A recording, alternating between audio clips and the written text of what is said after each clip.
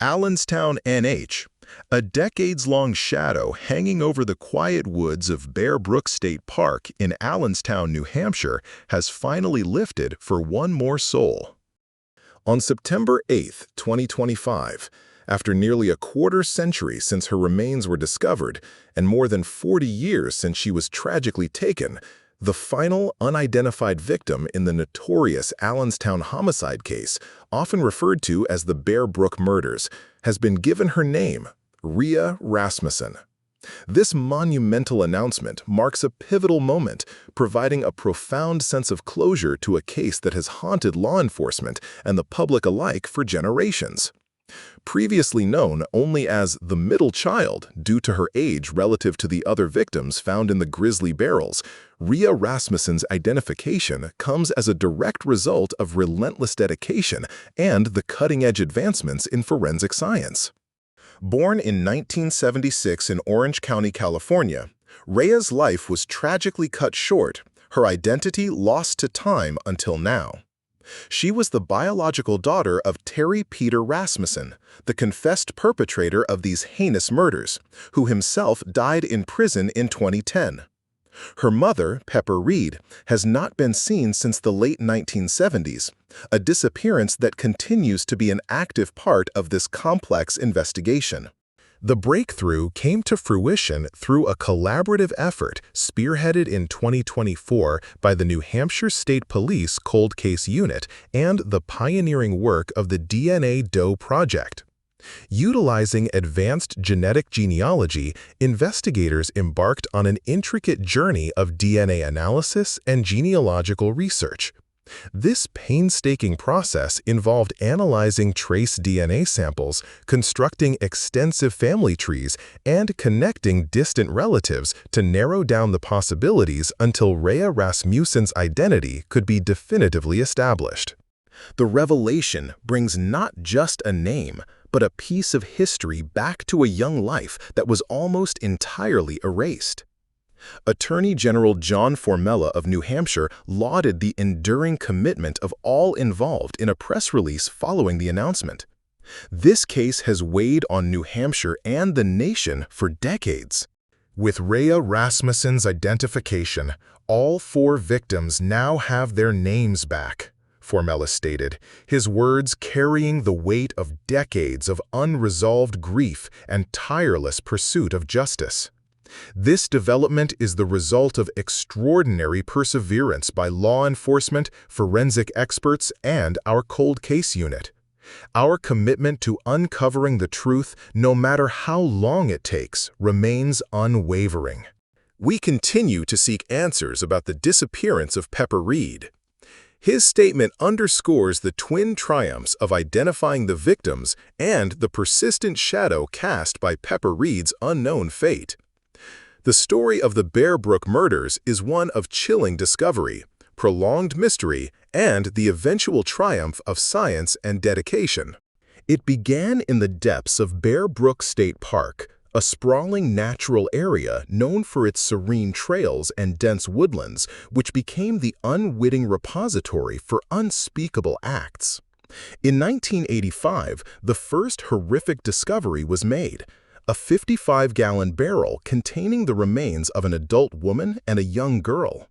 The crude manner of their disposal, the remote location, and the advanced state of decomposition immediately signaled a profound mystery, launching an investigation that would span generations. For years, these victims were known only by their Doe identities, nameless symbols of a terrible crime. Then, in 2000, a second barrel was found merely yards from the first, revealing the remains of two more young girls. The discovery intensified the horror, cementing the idea of a serial killer operating with grim efficiency. Forensic examination determined that all four victims had been killed sometime between the late 1970s and early 1980s. The dense woods had held their secrets for too long, and for another 17 years the case remained cold, a tragic open wound in the annals of New Hampshire's criminal history. Detectives pursued countless leads, interviewed witnesses, and utilized every available forensic tool of the era. Yet the identities of the victims and the identity of their killer remained elusive, shrouded in a frustrating silence. The turning point for the Bear Brook murders came in 2017. Years of painstaking work by investigators, coupled with the burgeoning field of genetic genealogy, began to yield results. A breakthrough emerged when a genetic genealogist, working independently and later in conjunction with law enforcement, started to connect the dots using DNA evidence. This revolutionary approach, which involves uploading crime scene DNA profiles to public genealogy databases to find distant relatives of an unknown subject, began to construct a family tree that ultimately led back to a name: Terry Petter Rasmussen. Rasmussen, also known by a multitude of aliases, including Bob Evans, was a drifter, a manipulator, and a serial killer who had died in a California prison in 2010 while serving time for another murder. His connection to the Bear Brook victims sent shockwaves through the investigative community. It revealed a monstrous individual who had skillfully evaded justice for decades, leaving a trail of death and unidentified victims in his wake. Rasmussen's life was a horrifying tapestry of aliases, false identities, and transient existences across the United States, making him incredibly difficult to track. His death in prison, before he could be brought to justice for the Bear Brook killings, was a bitter irony for those who had worked so hard to identify him. The unmasking of Rasmussen paved the way for the first identifications of the Bear Brook victims in 2019. Through further diligent genetic genealogy work, 3 of the victims were identified as Marlise Honeychurch and her 2 daughters, Marie Vaughn and Sarah McWaters. Marlise and her daughters had last been seen in California in 1978, their disappearance unexplained for over 4 decades. The profound relief and sorrow of their families receiving answers after so long was palpable, a testament to the human need for closure. However, one victim, Rasmussen's biological daughter, remained nameless, a lone puzzle piece that refused to fit, until today. The identification of Rhea Rasmussen completes this chapter of the Bear Brook saga, but the larger story of Terry Peter Rasmussen's victims may not yet be finished. While all 4 individuals found in Bear Brook State Park now have their names back, the investigation into the disappearance of Rhea's mother, Pepper Reed, remains an active and urgent priority for the New Hampshire State Police. Authorities hold a strong belief that Pepper Reed may also have fallen victim to Rasmussen's murderous tendencies, her fate tied to the man who killed her daughter. The quest for answers about Pepper Reed, last seen in the late 1970s, underscores the enduring commitment of law enforcement.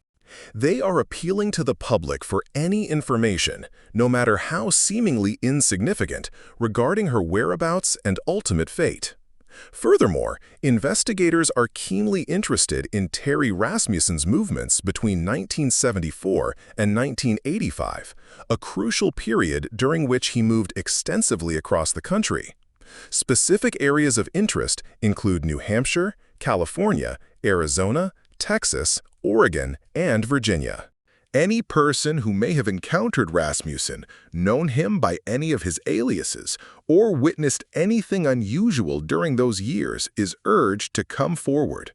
The smallest detail could unlock the mystery of Pepper Reed's disappearance and potentially shed light on other unknown victims of this elusive serial killer.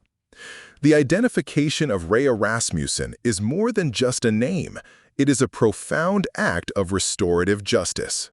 It restores dignity to a young life brutally taken, offering solace to potential relatives who may now come forward, even if they never knew her.